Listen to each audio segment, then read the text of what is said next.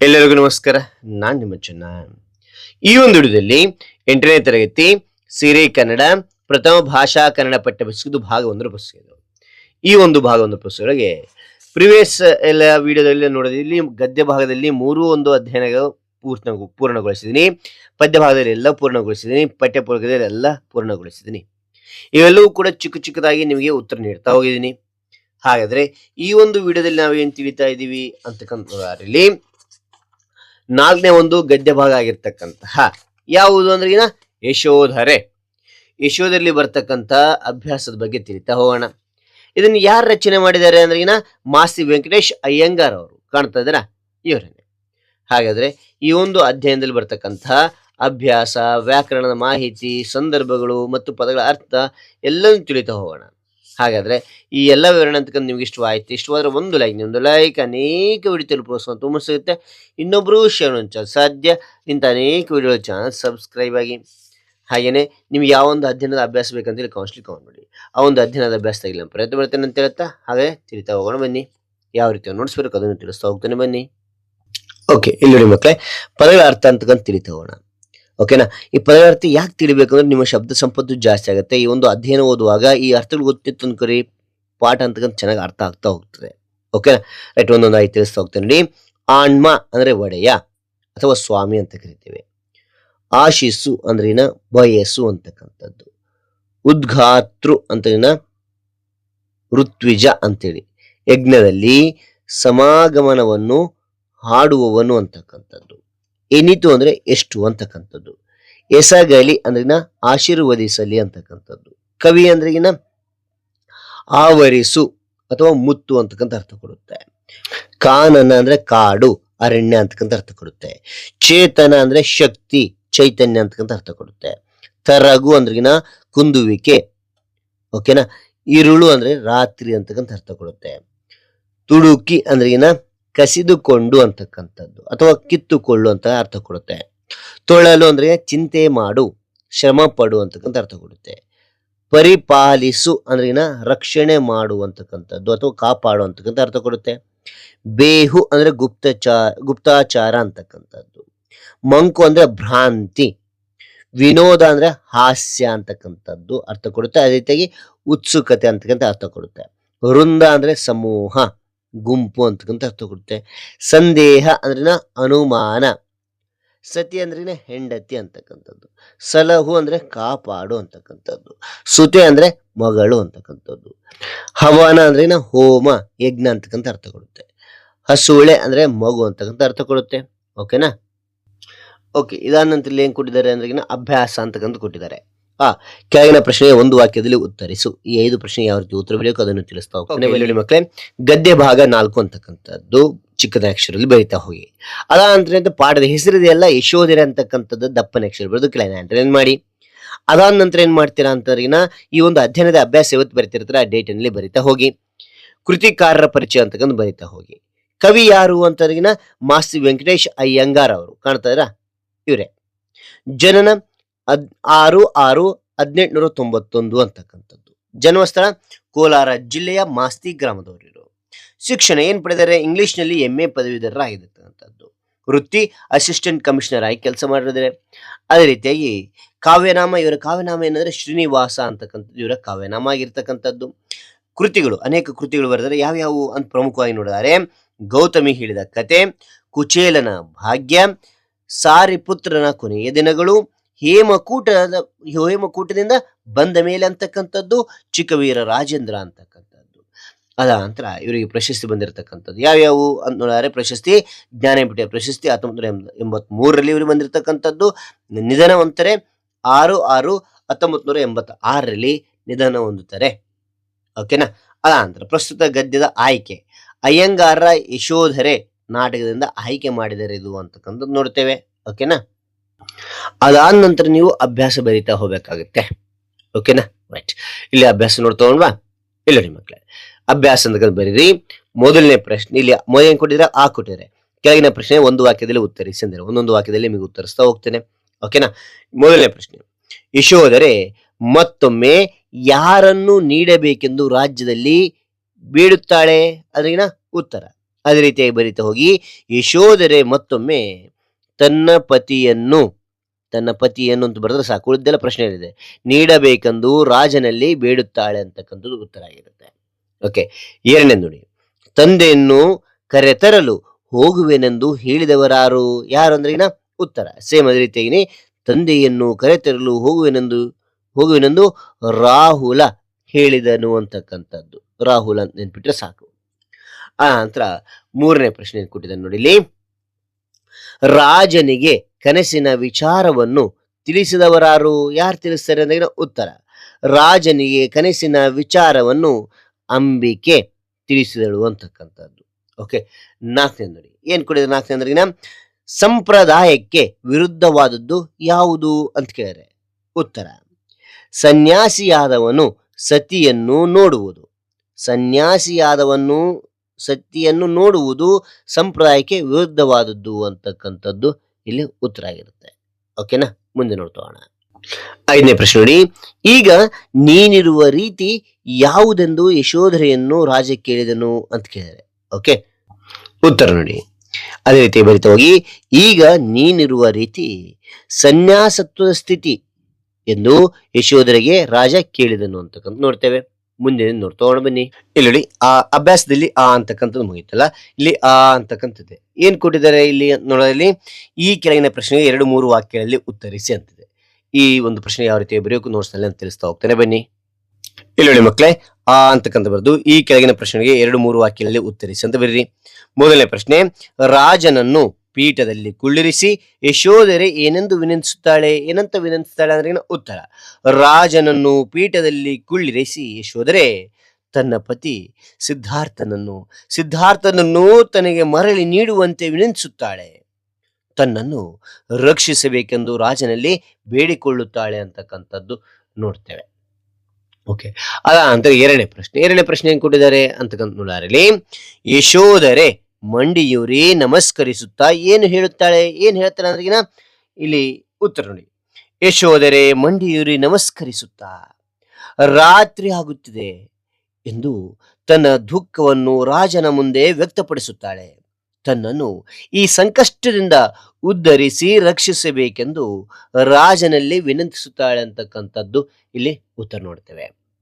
ಮೂರನೇ ಒಂದು ಪ್ರಶ್ನೆ ನೋಡಿ, ರಾಜನು ಈಗ ನೀನಿರುವ ರೀತಿ ಸನ್ಯಾಸವಲ್ಲವೇ ಎನ್ನಲು ಕಾರಣವೇನು ಅಂದ್ರೆ ಉತ್ತರ ನೋಡಿ ಮಕ್ಕಳೇ.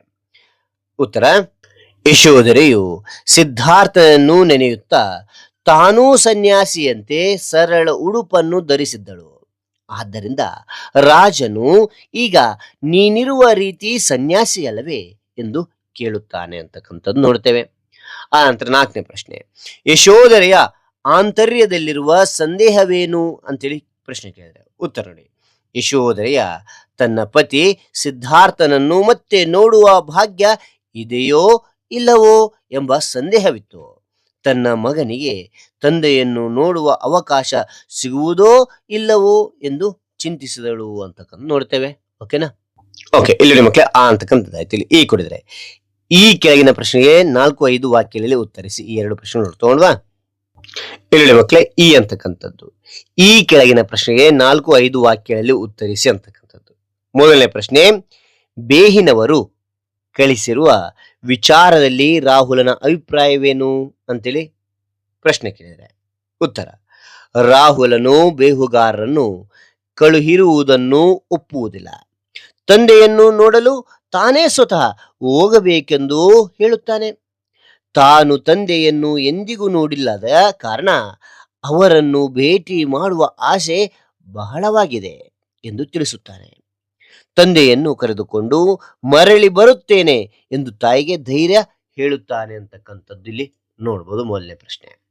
ಅದ ನಂತರ ಎರಡನೇ ಪ್ರಶ್ನೆ ನೋಡಿ, ಯಶೋಧರೆ ವಿಧಿಯ ಬಗ್ಗೆ ರಾಜನು ಏನಂತ ಹೇಳಿದ ಅಂದ್ರೆ ಉತ್ತರ, ಯಶೋಧರೆ ವಿಧಿ ಕೆಟ್ಟದ್ದಲ್ಲ ಎಂದು ರಾಜನು ಹೇಳುತ್ತಾನೆ, ಸಿದ್ಧಾರ್ಥನು ಈಗ ಲೋಕಕ್ಕೆ ಪೂಜ್ಯನಾಗಿ ಜಗತ್ತಿನ ಜನರ ಉದ್ಧಾರಕ್ಕಾಗಿ ಮಹತ್ ಕಾರ್ಯ ಮಾಡುತ್ತಿದ್ದಾನೆ ಎಂದು ತಿಳಿಸುತ್ತಾನೆ, ರಾಹುಲನು ತಂದೆಯನ್ನು ಕರೆದುಕೊಂಡು ಬರುತ್ತೇನೆ ಎಂಬ ವಿಶ್ವಾಸವನ್ನು ವ್ಯಕ್ತಪಡಿಸುತ್ತಾನೆ, ಆದ್ದರಿಂದ ಯಶೋಧರೆ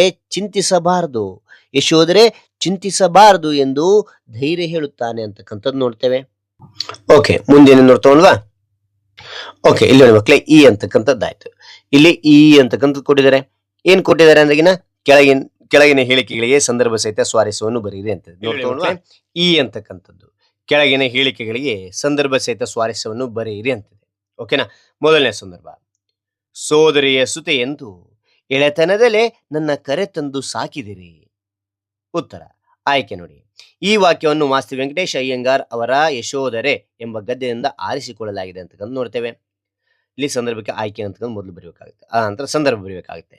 ಯಶೋಧರೆಯು ಸಿದ್ಧಾರ್ಥನ ಭಾವಚಿತ್ರದ ಮುಂದೆ ದುಃಖದಿಂದ ಕುಳಿತಿದ್ದಾಗ ಮಹಾರಾಜನು ಬರುತ್ತಾನೆ.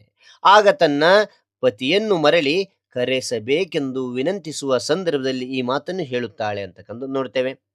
ಸ್ವಾರಸ್ಯ ಏನಿದೆ, ಯಶೋಧರೆಯು ಶುದ್ಧೋಧನನ ಸಹೋದರಿಯ ಮಗಳಾಗಿದ್ದು ಅವಳನ್ನು ಪ್ರೀತಿಯಿಂದ ಅರಮನೆಗೆ ಕರೆತಂದು ಸಾಕಿದುದು ಸ್ವಾರಸ್ಯಕರವಾಗಿದೆ ಅಂತಕ್ಕಂಥದ್ದು ನೋಡ್ತೇವೆ. ಓಕೆನಾ? ಮುಂದೆ ನೋಡ್ತೋಣ. ಎರಡನೇ ಸಂದರ್ಭ ನೋಡಿ, ಅಮ್ಮಾಜಿ ಅಮ್ಮಾಜಿ ನಿನಗೆ ಭಯ ಬೇಡಮ್ಮ, ನಾ ಮರಳಿ ಭಯನಮ್ಮ.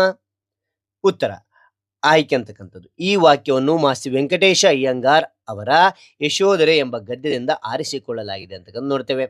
ಸಂದರ್ಭ, ಯಶೋಧರಿಯು ರಾಹುಲನ ಬಗ್ಗೆ ಭಯ ವ್ಯಕ್ತಪಡಿಸಿದಾಗ ತಂದೆಯನ್ನು ಕರೆತರಲು ತಾನೇ ಹೋಗಿ ಮರಳಿ ಬರುತ್ತೇನೆ ಎಂದು ಧೈರ್ಯ ಹೇಳುವ ಸಂದರ್ಭದಲ್ಲಿ ರಾಹುಲನು ಈ ಮಾತನ್ನು ಹೇಳುತ್ತಾನೆ ಅಂತಕ್ಕಂಥದ್ದು ನೋಡ್ತೇವೆ. ಸ್ವಾರಸ್ಯ ಏನಿದೆ ಅಂತ ನೋಡಲಿ, ರಾಹುಲನು ತಂದೆಯನ್ನು ಕರೆದುಕೊಂಡು ಖಂಡಿತ ಮರಳಿ ಬರುತ್ತೇನೆ ಎಂದು ತಾಯಿಗೆ ಧೈರ್ಯ ಹೇಳುವುದು ಸ್ವಾರಸ್ಯಕರವಾಗಿದೆ ಅಂತಕ್ಕಂಥದ್ದು ನೋಡ್ತೇವೆ. ಅದ ನಂತರ ಮೂರನೇ ಸಂದರ್ಭ ಏನು ಕೊಟ್ಟಿದ್ದಾರೆ ಇಲ್ಲಿ ನೋಡಿದಾರಲ್ಲಿ, ಮೂರನೇ ಸಂದರ್ಭ ನೋಡಿ, ನಿನ್ನ ವಿಧಿ ಕೆಟ್ಟುದೆಂದೆನಿಸದಿರು ಅಮ್ಮಾಜಿ ಅಂತಕ್ಕಂಥದ್ದು. ಉತ್ತರ ಮೊದಲು ಆಯ್ಕೆ ಬರಬೇಕಾಗುತ್ತೆ. ಈ ವಾಕ್ಯವನ್ನು ಮಾಸ್ತಿ ವೆಂಕಟೇಶ ಅಯ್ಯಂಗಾರ್ ಅವರ ಯಶೋಧರೆ ಎಂಬ ಗದ್ಯದಿಂದ ಆರಿಸಿಕೊಳ್ಳಲಾಗಿದೆ ಅಂತಕ್ಕಂಥದ್ದು. ಸಂದರ್ಭ, ಪತಿಯ ವಿರಹದಿಂದ ದುಃಖಿಸುತ್ತಿದ್ದ ಯಶೋಧರೆ ರಾಜನು ಸಮಾಧಾನ ಹೇಳುತ್ತಾ ದುಃಖದಲ್ಲಿ ಮುಳುಗದೆ ಧೈರ್ಯದಿಂದ ಇರಬೇಕೆಂದು ಹೇಳುವ ಸಂದರ್ಭದಲ್ಲಿ ಈ ಮಾತನ್ನು ಹೇಳುತ್ತಾನೆ ಅಂತಕ್ಕಂಥದ್ದು. ಸ್ವಾರಸ್ಯ, ಸಿದ್ಧಾರ್ಥನು ಲೋಕ ಪೂಜಿತನಾಗಿರುವುದರಿಂದ ಯಶೋಧರೆಯು ಹೆಮ್ಮೆ ಪಡಬೇಕು ಎಂದು ರಾಜನು ಸಮಾಧಾನ ಪಡಿಸುವುದು ಸ್ವಾರಸ್ಯಕರವಾಗಿದೆ ಅಂತಕ್ಕಂಥದ್ದು ಇಲ್ಲಿ ನೋಡ್ತೇವೆ. ಆ ನಂತರ ನಾಲ್ಕನೇ ಸಂದರ್ಭ, ಕೊನೆಯ ಸಂದರ್ಭ ಏನಿದೆ ನೋಡ್ತೋಣವಾ? ನಾಲ್ಕನೇ ಸಂದರ್ಭ ನೋಡಿ, ನಿದ್ದೆಯಲ್ಲಿ ಮುಳುಗಲಿನ ಕನಸಿನ ಮೊಸಳೆ ಹಿಡಿಯುವುದೋ ಅಂತಕ್ಕಂಥದ್ದು. ಆಯ್ಕೆ ನೋಡಿ. ಈ ವಾಕ್ಯವನ್ನು ಮಾಸ್ತಿ ವೆಂಕಟೇಶ ಅಯ್ಯಂಗಾರ್ ಅವರ ಯಶೋಧರೆ ಎಂಬ ಗದ್ಯದಿಂದ ಆರಿಸಿಕೊಳ್ಳಲಾಗಿದೆ ಅಂತಕ್ಕಂಥದ್ದು ಇಲ್ಲಿ ಬರೆದಿದೆ. ಸಂದರ್ಭ, ಯಶೋಧರೆಯು ಕೆಟ್ಟ ಕನಸು ಕಂಡಿದ್ದರೂ ರಾಹುಲ ತನ್ನ ತಂದೆಯನ್ನು ಕರೆತರಲು ಹಠ ಮಾಡುತ್ತಿರುವುದನ್ನು ಕಂಡು ಮತ್ತಷ್ಟು ಹೆದರಿದ ಸಂದರ್ಭದಲ್ಲಿ ಯಶೋಧರೆ ರಾಜನ ಎದುರಿಗೆ ಈ ಮಾತನ್ನು ಹೇಳಿದಳು ಅಂತಕ್ಕಂಥದ್ದು. ಆ ನಂತರ ಸ್ವಾರಸ್ಯ, ಯಶೋಧರೆಯು ಇದೊಂದು ಕೆಟ್ಟ ಕನಸು, ಇದು ನಿದ್ದೆಯನ್ನು ಹಾಳು ಮಾಡುತ್ತದೆ, ಅಲ್ಲದೆ ಮನಸ್ಸನ್ನು ಗಾಬರಿಗೊಳಿಸುವುದು ಎಂದು ಕನಸಿಗೆ ಭಯಪಡುವುದು ಸ್ವಾರಸ್ಯಕರವಾಗಿದೆ ಅಂತಕ್ಕಂಥ ನೋಡ್ತೇವೆ. ಓಕೆ, ಇಲ್ಲಿ ನೋಡಿ ಮಕ್ಕಳೇ, ಈ ಅಂತಕ್ಕಂಥದ್ದಾಯ್ತು. ಅದಾದ ನಂತರ ಇಲ್ಲಿ ಅಂತ ಕೊಟ್ಟಿದ್ದಾರೆ. ಯಶೋಧರೆ ಗದ್ಯ ಭಾಗವನ್ನು ಸರಳ ಕಥಾರೂಪದಲ್ಲಿ ಬರೀರಿ ಅಂತ ನೋಡ್ತೋಣವಾ? ಇಲ್ಲಿ ನೋಡಿ ಮಕ್ಕಳೇ, ಅಂತಕ್ಕಂಥ ಬರ್ರಿ. ಯಶೋಧರೆ ಗದ್ಯ ಭಾಗವನ್ನು ಸರಳ ಕಥಾರೂಪದಲ್ಲಿ ಬರೀರಿ ಅಂತ ಕೊಟ್ಟಿದ್ದಾರೆ. ಹೌದಾ? ಇಲ್ಲಿ ನೋಡ್ತೋಣ. ಸಿದ್ಧಾರ್ಥನು ಜ್ಞಾನಕ್ಕಾಗಿ ಅರಮನೆ ಬಿಟ್ಟು ಹೋಗಿ 10 ವರ್ಷಗಳಾಗಿತ್ತು. ಯಶೋಧರೆ ಮಗ ರಾಹುಲನೊಂದಿಗೆ ಅರಮನೆಯಲ್ಲಿ ದುಃಖದಿಂದ ಜೀವನ ನಡೆಸುತ್ತಿದ್ದಳು. ಒಂದು ದಿನ ಯಶೋಧರೆ ಕೆಟ್ಟ ಕನಸು ಬಂತು. ಆಗ ರಾಹುಲನು ನಾನು ತಂದೆಯನ್ನು ಕರೆದುಕೊಂಡು ಬರುತ್ತೇನೆ ಎಂದು ಹೇಳಿದನು. ಯಶೋಧರೆ ಮತ್ತು ರಾಜನು ಮೊದಲು ಒಪ್ಪಲಿಲ್ಲ. ಆದರೆ ರಾಹುಲನ ಹಠಕ್ಕೆ ಮಣಿದು ಅಂಬಿಕೆಯ ಜೊತೆಗೆ ಅವನನ್ನು ಕಳುಹಿದರು ಅಂತಕ್ಕಂಥದ್ದು ನೋಡ್ತೇವೆ. ಅದಾಂತರ ಹೊರಡುವಾಗ ಯಶೋಧರೆ ಕಣ್ಣೀರಿನಿಂದ ಮಗನಿಗೆ ಬೀಳ್ಕೊಟ್ಟು ತಂದೆಯನ್ನು ಕರೆತರುವಂತೆ ಹೇಳಿದಳು. ರಾಜನು ಯಶೋಧರೆಗೆ ಧೈರ್ಯ ಹೇಳಿದನು. ನಂತರ ರಾಹುಲನು ತನ್ನ ತಂದೆ ಸಿದ್ಧಾರ್ಥನನ್ನು ಕರೆತಲು ಹೊರಟನು ಅಂತಕ್ಕಂಥದ್ದು ನೋಡ್ತೇವೆ. ಮುಂದೇನು ನೋಡ್ತೋಣ. ಹೇಳಿ ಮಕ್ಕಳೇ, ಅಂತಕ್ಕಂಥದ್ದಾಯ್ತು. ಇದೆ, ಹೊಂದಿಸಿ ಬರೀರಿ. ಇದು ನೋಡ್ತೋಣ. ಅಂತಕ್ಕಂಥದ್ದು ಹೊಂದಿಸಿ ಬರೀರಿ. ಮೊದಲನೇದು ಯಶೋಧರೆ ಅಂತ ಕೊಟ್ಟಿದ್ದಾರೆ. ಯಶೋಧರೆ ಯಾರು ಅಂದ್ರಿಗಿನ ಇಲ್ಲಿ ಯುವರಾಣಿ. ಓಕೆನಾ, ಈ ರೀತಿಯಾಗಿರೋ ಹೊಂದಿಸಿ, ಅಥವಾ ಇಲ್ಲಿ ನಂಬರ್ ಒಂದಿದಿಲ್ಲ, ಇಲ್ಲಿ ಒಂದು ನಂಬರ್ ಹಾಕ್ತಾ ಹೋಗಿ, ಯಾವ್ದಾದ್ರು ಒಂದು ಮಾಡ್ತಾ ಹೋಗಿ. ಶುದ್ಧೋಧನ ಅಂತ, ಶುದ್ಧೋಧನ ಯಾರಂತಂದ್ರಿಗಿನ ರಾಜ ಆಯ್ತಾ, ಹೌದಾ, ಇಲ್ಲಿ ರಾಜ ಅಂತಕ್ಕಂಥದ್ದು ಈ ರೀತಿಯಾಗಿ ಒಂದು ಸಾರಿ ಬರೀತಾ ಹೋಗ್ಲಿ, ಇಲ್ಲಿ 2 ನಂಬರ್ ಹಾಕ್ತಾ ಹೋಗಿ. ಓಕೆ, ಮೂರನೇದು ಅಂಬಿಕೆ ಯಾರು ಅಂದ್ರಿಗಿನ ಇದು ಸಖಿ, ಅರಮನೆ ಇರ್ತಕ್ಕಂಥ ಸಖಿ, ಈ ರೀತಿ ಯಾರು ಹಾಕಿ ಅಥವಾ 3 ನಂಬರ್ ಹಾಕ್ತಾ ಹೋಗಿ. ಓಕೆನಾ, ರಾಹುಲ ಯಾರು ಅಂದ್ರಿಗಿನ ರಾಹುಲ್ ಯಾರು, ಬುದ್ಧನ ಮಗ ಆಯ್ತಾ, ಇಲ್ಲಿ 4. ಅಂತರ ಸಿದ್ಧಾರ್ಥ, ಸಿದ್ಧಾರ್ಥ ಯಾರು ಅಂದ್ರಿಗಿನ ಗೌತಮ ಬುದ್ಧ, ಇದು ಬಾಲ್ಯದ ಹೆಸರು ಸಿದ್ಧಾರ್ಥ ಅಂತಕ್ಕಂಥದ್ದು, ಇಲ್ಲಿ 5 ಹಾಕ್ತಾ ಹೋಗಿ. ಈ ರೀತಿ ಆದ್ರೂ ಹಾಕ್ತಾ ಹೋಗಿ, ಅಥವಾ ಈ ರೀತಿಯ ನಂಬರ್ ಆದ್ರೂ ಹಾಕ್ತಾ ಹೋಗಿ, ಯಾವ್ದಾದ್ರು ಒಂದು ಮಾಡ್ತಾ ಹೋಗಿ. ಓಕೆನಾ, ಇಲ್ಲಿ ಮಕ್ಕಳೇ ಇಲ್ಲಿ ಹೊಂದಿಸಿ ಬರೀರಿ ಅಂತಕ್ಕಂಥದ್ದು ಆಯ್ತು. ಇಲ್ಲಿ ರು ಇದೆ. ಈ ಕೆಳಗಿನ ಪದಗಳಿಗೆ ತದ್ಭವ ಪದಗಳನ್ನು ಬರೆಯಿರಿ. ಇಲ್ಲಿ ನೋಡ್ತಾ ಹೋಗೋಣ 4. ಓಕೆ, ನೀವು ಕೂಡ ಅದೇ ರೀತಿ ಬರಿತಾ ಹೋಗಿ. ರು ಕೆಳಗಿನ ಪದಗಳಿಗೆ ತದ್ಭವ ರೂಪಗಳನ್ನು ಬರೆಯಿರಿ ಅಂತ ಬರೀರಿ. ವಿನೋದ ಅಂದ್ರೆಗಿನ ಬಿನದ ಅಂತಕ್ಕಂಥದ್ದು, ದುಃಖ ಅಂದ್ರೆಗಿನ ದುಃಖ ಅಂತಕ್ಕಂಥದ್ದು, ರಾಜ ಅಂದ್ರೆಗಿನ ರಾಯ ಅಂತಕ್ಕಂಥದ್ದು, ಕಾರ್ಯ ಅಂದ್ರೆ ಕಜ್ಜ ಅಂತಕ್ಕಂಥದ್ದು ತದ್ಭವ ಆಗಿರುತ್ತೆ. ಓಕೆ, ಮುಂದಿನ ನೋಡೋಣ. ಇಲ್ಲಿ ರು ಅಂತಕ್ಕಂಥದ್ದು ಆಯ್ತು. ಇಲ್ಲಿ ಎ ಇದೆ. ಈ ಪದಗಳನ್ನು ಬಿಡಿಸಿ ಸಂಧಿಯನ್ನು ಹೆಸರಿಸಿ ಅಂತಿದೆ ಅಂತಕ್ಕಂಥ ಬರೀತಾ ಹೋಗಿ. ಈ ಪದಗಳನ್ನು ಬಿಡಿಸಿ ಸಂಧಿಯನ್ನು ಹೆಸರಿಸಿ ಅಂತಿದೆ. ಓಕೆ, ರೈಟ್, ಒಂದೊಂದಾಗಿ ನೋಡ್ತಾ ಹೋಗೋಣ. ನಿನ್ನ ಆಣ್ಮ ಅಂತಕ್ಕಂಥದ್ದು, ನಿನ್ನ ಪ್ಲಸ್ ಆಣ್ಮ, ಇದು ಸವರ್ಣ ದೀರ್ಘ ಸಂಧಿ. ಇದು ಚಕ್ರಾಧಿಪತಿ ಅಂದ್ರೆ ಚಕ್ರ ಪ್ಲಸ್ ಅಧಿಪತಿ, ಇದು ಕೂಡ ಸವರ್ಣ ದೀರ್ಘ ಸಂಧಿ. ಇದು ಹರಕೆ ಏನು ಅಂದ್ರೆ ಹರಕೆ ಪ್ಲಸ್ ಅನ್ನು, ಇದು ಯಕಾರಾಗಮ ಸಂಧಿ. ಇದು ನಂತರ ಪತಿಯೊಡನೆ ಅಂದ್ರಿಗಿನ ಪತಿ ಪ್ಲಸ್ ಒಡನೆ, ಪತಿಯೊಡನೆ ಆಗುತ್ತೆ, ಇದು ಎಣ್ ಸಂಧಿ. ಇದು ಇಂದಳುತ ಅಂದ್ರೆ ಇಂದು ಪ್ಲಸ್ ಅಳುತ, ಇಂದಳುತ ಇದೇನಂದ್ರಿಗಿನ ಲೋಪ ಸಂಧಿ ಆಗಿರ್ತಕ್ಕಂಥದ್ದು. ಓಕೆನಾ, ರೈಟ್, ಮುಂದೆ ನೋಡ್ತಾ ನೋಡ್ವಾ. ಇದೆಲ್ಲ ಆದ ನಂತರ ಇಲ್ಲಿ ಸೈದ್ಧಾಂತಿಕ ಭಾಷಾಭ್ಯಾಸ ಅಂತ ಕೊಡಿದರೆ ಲಿಂಗಗಳು, ವಚನಗಳು ಮತ್ತು ವಾಕ್ಯಗಳ ಬಗ್ಗೆ ನಿಮ್ಮ ತರಗತಿಯ ಶಿಕ್ಷಕರು ನಿಮಗೆ ತಿಳಿಸ್ತಾ ಹೋಗ್ತಾರೆ. ನಾನು ಇಲ್ಲಿ ಅಭ್ಯಾಸದ ಬಗ್ಗೆ ನಿಮಗೆ ಹೆಚ್ಚಿನ ತಿಳಿಸ್ತಾ ಹೋಗ್ತೇನೆ. ಓಕೆನಾ, ಇಲ್ಲಿ ಅಭ್ಯಾಸ ಚಟುವಟಿಕೆ ಅಂತಿದೆ. ಏನ್ ಕೊಟ್ಟಿದ್ದಾರೆ ಅಂತ ಇಲ್ಲಿ ನೋಡ್ತಾ ಹೋಗೋಣ. ಮೊದಲನೇ ಕೊಟ್ಟಿದ್ದಾರೆ ನೋಡಿ, ಕೊಟ್ಟಿರುವ ಪದಗಳಿಗೆ ಉತ್ತರಿಸಿ. ಈ ಎಲ್ಲ ಒಂದು 4 ಪ್ರಶ್ನೆಗೆ ಉತ್ತರಿಸ್ತಾ ಹೋಗ್ತೇನೆ ನೋಡಿ. ಓಕೆ, ಇಲ್ಲಿ ನೋಡಿ ಅಭ್ಯಾಸ ಚಟುವಟಿಕೆ ಅಂತಕ್ಕಂಥದ್ದು. ಕೊಟ್ಟಿರುವ ಪ್ರಶ್ನೆಗೆ ಉತ್ತರಿಸಿ. ಮೊದಲನೇ ನೋಡಿ, ಲಿಂಗದ ವಿಧಗಳಾವುವು ಅಂತ ಕೇಳಿದ್ದಾರೆ. ಉತ್ತರ, ಲಿಂಗದಲ್ಲಿ 3 ವಿಧಗಳಾಗಿ ವಿಧಗಳಿವೆ. ಅವುಗಳಂದ್ರೆ ಮೊದಲನೇದು ಪುಲ್ಲಿಂಗ, ಎರಡನೇದು ಸ್ತ್ರೀಲಿಂಗ, ಅದಾನಂತರ ಮೂರನೇದು ನಪುಂಸಕಲಿಂಗ ಅಂತಕ್ಕಂಥದ್ದು ನೋಡ್ತೇವೆ. ಓಕೆ, ಎರಡನೇ ಪ್ರಶ್ನೆ, ಬಹುವಚನವನ್ನು ನಿದರ್ಶನದ ಮೂಲಕ ವಿವರಿಸಿ ಅಂತ ಕೇಳಿದ್ರೆ. ಓಕೆ, ಇಲ್ಲಿ ನೋಡ್ತೋಣ. ಉತ್ತರ, ಒಂದಕ್ಕಿಂತ ಹೆಚ್ಚು ವಸ್ತು ಅಥವಾ ವ್ಯಕ್ತಿಗಳನ್ನು ಸೂಚಿಸುವ ಪದಗಳೇ ಬಹುವಚನ ಅಂತಕ್ಕಂಥದ್ದು, ನಿದರ್ಶನ. ಮಕ್ಕಳು ಮೈದಾನದಲ್ಲಿ ಆಡುತ್ತಾರೆ ಅಂತಕ್ಕಂಥದ್ದು. ಎರಡನೇದು, ಹಸುಗಳು ಹೊಲದಲ್ಲಿ ಮೇಯುತ್ತಿವೆ ಅಂತಕ್ಕಂಥದ್ದು. ಓಕೆನಾ, ಇದೆ ಅಂತ ನೋಡ್ತೋಣ. ಎಸ್, ಮೂರನೇದು ಕೊಟ್ಟಿದ್ದಾರೆ. ವಾಕ್ಯ ಎಂದರೇನು ಅಂತ ಕೇಳಿದರೆ. ಉತ್ತರ, ಪದಗಳ ಅರ್ಥಪೂರ್ಣ ಸಮೂಹವನ್ನು ವಾಕ್ಯ ಎನ್ನುವರು ಅಂತಕ್ಕಂಥದ್ದು ನೋಡ್ತೇವೆ. ನಂತರ 4ನೇದು, ವಾಕ್ಯ ಪ್ರಭೇದಗಳ ಪರಿಚಯ ಮಾಡಿ ಅಂತ ಹೇಳಿದರೆ. ಉತ್ತರ, ವಾಕ್ಯಗಳನ್ನು ಸಾಮಾನ್ಯ, ಸಂಯೋಜಿತ ಮತ್ತು ಮಿಶ್ರ ವಾಕ್ಯ ಎಂಬುದಾಗಿ 3 ವಿಭಾಗ ಮಾಡಲಾಗಿದೆ ಅಂತಕ್ಕಂಥದ್ದು. ಯಾವ್ಯಾವುದು ಒಂದೊಂದಾಗಿ ತಿಳಿಸ್ತಾ ಹೋಗ್ತಾ ನೋಡಿ. ಸಾಮಾನ್ಯ ವಾಕ್ಯ, ಒಂದು ಪೂರ್ಣ ಕ್ರಿಯೆ ಪದದೊಡನೆ ಸ್ವತಂತ್ರ ವಾಕ್ಯಗಳೇ ಸಾಮಾನ್ಯ ವಾಕ್ಯಗಳು ಅಂತೇಳಿ. ಎರಡನೇದು, ಸಂಯೋಜಿತ ವಾಕ್ಯ, ಸ್ವತಂತ್ರ ವಾಕ್ಯಗಳಾಗಿ ನಿಲ್ಲಬಲ್ಲ 2 ಅಥವಾ ಹೆಚ್ಚು ಉಪವಾಕ್ಯಗಳನ್ನು ಸೇರಿ ಒಂದು ಪೂರ್ಣಾಭಿಪ್ರಾಯವನ್ನು ವ್ಯಕ್ತವಾಗಿದ್ದರೆ ಅದು ಸಂಯೋಜಿತ ವಾಕ್ಯ. ಮಿಶ್ರ ವಾಕ್ಯ ಅಂತಂದ್ರಿಗಿನ 1 ಅಥವಾ ಅನೇಕ ವಾಕ್ಯಗಳು ಒಂದು ಪ್ರಧಾನ ವಾಕ್ಯಕ್ಕೆ ಅಧೀನವಾಗಿದ್ದರೆ ಅಂತಹ ವಾಕ್ಯವೇ ಮಿಶ್ರ ವಾಕ್ಯ ಅಂತಕ್ಕಂಥದ್ದು ನೋಡ್ತೇವೆ. ಓಕೆನಾ, ಎಸ್, ಮುಂದೆ ನೋಡ್ತೋಣ. ಇಲ್ಲಿ ಅಭ್ಯಾಸ ಚಟುವಟಿಕೆ ಅಂತಕ್ಕಂಥ ಆಯ್ತಲ್ಲ, ಇಲ್ಲಿ ಪ್ರಾಯೋಗಿಕ ಭಾಷಾಭ್ಯಾಸ ಅಂತಿದೆ. ಓಕೆನಾ, ಇಲ್ಲೇನ್ ಕೊಟ್ಟಿದ್ದಾರೆ ಅಂದ್ರಿಗಿನ ಮೊದಲನೇದು, ಕೊಟ್ಟಿರುವ ಪದಗಳನ್ನು ಪುಲ್ಲಿಂಗ, ಸ್ತ್ರೀಲಿಂಗ ಮತ್ತು ನಪುಂಸಕಲಿಂಗಗಳಾಗಿ ವರ್ಗೀಕರಿಸಿ. ಇವು ನೋಡ್ತೋಣವಾ. ಪ್ರಾಯೋಗಿಕ ಭಾಷಾಭ್ಯಾಸ ಅಂತ ಬರಿತಾ ಹೋಗಿ. ಮೊದಲನೇದು, ಕೊಟ್ಟಿರುವ ಪದಗಳನ್ನು ಪುಲ್ಲಿಂಗ, ಸ್ತ್ರೀಲಿಂಗ ಮತ್ತು ನಪುಂಸಕಲಿಂಗಗಳಾಗಿ ವರ್ಗೀಕರಿಸಿ ಅಂತಿದೆ. ಓಕೆನಾ, ಇಲ್ಲಿ ನಾನು ಬರಿತಾ ಹೋಗಿದ್ದೀನಿ. ಇದನ್ನ ನಾವು ಏನ್ ಮಾಡ್ತಾ ಹೋಗ್ಬೇಕಾಗುತ್ತೆ ಅಂದ್ರೆ ನಾವು ಬೇರೆ ಬೇರೆ ಮಾಡ್ತಾ ಹೋಗ್ಬೇಕಾಗುತ್ತೆ. ರಾಹುಲ ಇದು ಯಾವ ಲಿಂಗ ಅಂದ್ರೆ ಪುಲ್ಲಿಂಗ. ಯಶೋಧರೆ ಯಾವ ಲಿಂಗ ಅಂದ್ರಿನ ಸ್ತ್ರೀಲಿಂಗದಲ್ಲಿ ಬರೀಬೇಕಾಗುತ್ತೆ. ಸಖಿ ಅಂದ್ರಿಗಿನ ಅಲ್ಲಿ ಹೆಣ್ಮಗಳು, ಆದ ಕಾರಣ ಸ್ತ್ರೀಲಿಂಗದಲ್ಲಿ ಬರಿತೇವೆ. ಅಮ್ಮಾಜಿ ಅಂತಕ್ಕಂಥ ಹೆಣ್ಮಗಳು, ಆದ ಕಾರಣ ಇಲ್ಲಿ ಸ್ತ್ರೀಲಿಂಗದಲ್ಲಿ ಬರಿತೇವೆ. ಇಲ್ಲಿ ರಾಜ ಅಂತಿದೆ, ರಾಜ ಅಂತಕ್ಕಂಥ ಪುಲ್ಲಿಂಗ, ಪುರುಷ ಆದ ಕಾರಣದಲ್ಲಿ ಪುಲ್ಲಿಂಗದಲ್ಲಿ ನಾವು ಬರಿತೇವೆ ರಾಜ ಅಂತಕ್ಕಂಥದ್ದು.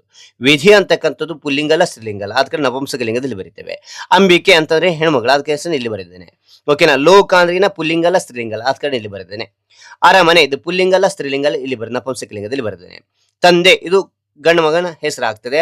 ತಂದೆ ಅಂತಕ್ಕಂಥ ಗಂಡಿನ ಒಂದು ಸೂಚನೆ ತೋರಿಸ್ತದೆ, ಪುಲ್ಲಿಂಗದಲ್ಲಿ ಬರಿಬೇಕಾಗುತ್ತೆ. ಇಲ್ಲ ಅಂದ್ರೆ ಸನ್ಯಾಸ, ಇಲ್ಲಿ ಯಾರಾದ್ರೂ ಹೆಣ್ಮಗಳಾಗಿರೋದು ಗಂಡು ಮಗಳಾಗಿರೋದು, ಆದ ಕಡೆ ನಪುಂಸಕಲಿಂಗದಲ್ಲಿ ಬರುತ್ತೇನೆ. ಸತಿ ಅಂದ್ರೆ ಹೆಣ್ಮಗಳಾಗ್ತದೆ, ಇಲ್ಲಿ ಸ್ತ್ರೀಲಿಂಗದಲ್ಲಿ ಬರೀತೇನೆ. ಹುಲಿ ಅಂತಕ್ಕಂಥದ್ದು ಪ್ರಾಣಿ, ಅದು ನಪುಂಸಕಲಿಂಗದಲ್ಲಿ ಬರ್ತದೆ. ಕನಸು ಅಂತಕ್ಕಂಥದ್ದು ಹೆಣ್ಣಲ್ಲ ಗಂಡಲ್ಲ, ಆದ ಕಾರಣ ಇಲ್ಲಿ ನಪುಂಸಕಲಿಂಗದಲ್ಲಿ ನಾನು ಬರೆದಿದ್ದೇನೆ. ಓಕೆನಾ. ರೈಟ್. ಮುಂದೆ ನೋಡ್ತೋಣ. ಇಲ್ಲಿ ನೋಡಿ ಮಕ್ಕಳೇ, ಏಳನೇದು ಕೊಟ್ಟಿರುವ ಪದಗಳ ಬಹುವಚನ ರೂಪ ಬರೆಯಿರಿ. ಓಕೆನಾ. ಅವ್ರು ಕೊಟ್ಟಿದ್ದಾರೆ. ನಾನು ಅಂತ ಕೊಟ್ಟಿದ್ರೆ ನಾವು ಬಹುವಚನ ನಾವು ಅಂತ ಬರಿಬೇಕಾಗುತ್ತೆ. ಅಮ್ಮ ಅಂತ ಕೊಟ್ಟಿದ್ರೆ ಅಮ್ಮಂದಿರು ಬರಿಬೇಕಾಗುತ್ತೆ. ಕಿರಿಯ ಅಂತಿದ್ರೆ ಕಿರಿಯರು ಅಂತಕ್ಕಂಥದ್ದು. ರಾಜ ಇದ್ರೆ ರಾಜರು ಅಂತಕ್ಕಂಥದ್ದು. ನನ್ನ ಅಂತಂದ್ರೆ ನಮ್ಮ ಅಂತಕ್ಕಂಥದ್ದು. ಲೋಕ ಅಂದ್ರೆ ಲೋಕಗಳು ಅಂತಕ್ಕಂಥದ್ದು. ಬಾಲಕ ಅಂದ್ರೆ ಬಾಲಕರು ಅಂತಕ್ಕಂಥದ್ದು. ಮಗು ಅಂದ್ರೆ ಮಕ್ಕಳು ಅಂತಕ್ಕಂಥದ್ದು. ತಾಯಿ ಅಂದ್ರೆ ತಾಯಂದಿರು. ದೇವ ಆಯ್ತಂದ್ರೆ ದೇವರು. ಅಥವಾ ಅನಂತರ ಸ್ವರ ಅನಂತರ ಸ್ವರಗಳು. ತಾತ ಅಂದ್ರೆ ತಾತಂದಿರು. ನೀನು ಇತ್ತಂದ್ರೆ ನೀವು ಅಂತಕ್ಕಂಥದ್ದು ಬಹುವಚನ ಬರಿತಾ ಹೋಗ್ಬೇಕಾಗುತ್ತೆ. ಎಸ್. ಅದ ನಂತರ ಮೂರನೇದು ಕೊಟ್ಟಿದ್ದಾರೆ. ಏನ್ ಕೊಟ್ಟಿದ್ದಾರೆ ಅಂತಕ್ಕಂಥ ನೋಡಲಿ. ಕೊಟ್ಟಿರುವ ವಾಕ್ಯದಲ್ಲಿರುವ ಕರ್ಮ, ಕ್ರಿಯಾ ಹಾಗೂ ಕರ್ತೃ ಪದಗಳನ್ನು ಆರಿಸಿ ಬರೆಯಿರಿ ಅಂತ. ಓಕೆ. ಇಲ್ಲಿ ನೋಡಿ, ಮೊದಲನೇದು ಅಮ್ಮ ಅಣ್ಣನನ್ನು ಕರೆಯುವೆನು. ಅಮ್ಮ ಅಣ್ಣನನ್ನು ಕರೆಯುವೆನು ಅಂತಕ್ಕಂಥದ್ದು. ಇಲ್ಲಿ ನೋಡಿ ಮಕ್ಕಳೇ, ಕರ್ತೃ ಯಾವುದರಿನ ಮೂಲ ಪದ ಅಮ್ಮ ಅಂತಕ್ಕಂಥದ್ದು ಏನಾಗಿರುತ್ತೆ, ಇಲ್ಲಿ ಕರ್ತೃ ಆಗಿರುತ್ತೆ. ಕರ್ಮ ಅಂತಕ್ಕಂಥದ್ದು ಇಲ್ಲಿ ಅಣ್ಣನನ್ನು ಆಗುತ್ತೆ. ಯಾರನ್ನ ಕರಿತಾನೆ ಅಂದ್ರೆ ಅಣ್ಣನನ್ನು, ಇದು ಆಗಿರುತ್ತೆ. ಕ್ರಿಯಾ ಅಂದ್ರಿಗಿನ ಇಲ್ಲಿ ಕರೆಯುವೆನು ಅಂತಕ್ಕಂಥದ್ದು ಆಗಿರುತ್ತೆ. ಓಕೆನಾ. ಮುಂದೆ ನೋಡ್ತೋಣ. ಎರಡನೇ ನೋಡಿ, ಸನ್ಯಾಸವನ್ನು ಕೊಂಡು ಪತಿಯನ್ನು ಸೇರುವೆನು. ಕರ್ತೃ ಏನಾಗಿರುತ್ತೆ ಅಂದ್ರಿಗಿನ ಪತಿ ಅಂತಕ್ಕಂಥದ್ದು ಆಗಿರುತ್ತೆ.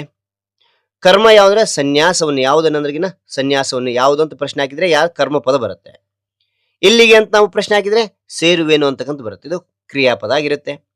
ಸಿದ್ಧಾರ್ಥ ಕರೆಯನ್ನು ಕೇಳಿಸಿಕೊಳ್ಳಲಿಲ್ಲ. ಓಕೆನಾ. ಮೂಲ ಪದ ಯಾವುದು ಸಿದ್ಧಾರ್ಥ ಅಂತಕ್ಕಂಥದ್ದು. ಇಲ್ಲಿ ಕರ್ತೃ ಸಿದ್ಧಾರ್ಥ. ಏನನ್ನು ಅಂತಂದ್ರೆ ಕರೆಯನ್ನು ಅಂತಕ್ಕಂಥದ್ದು. ಓಕೆನಾ.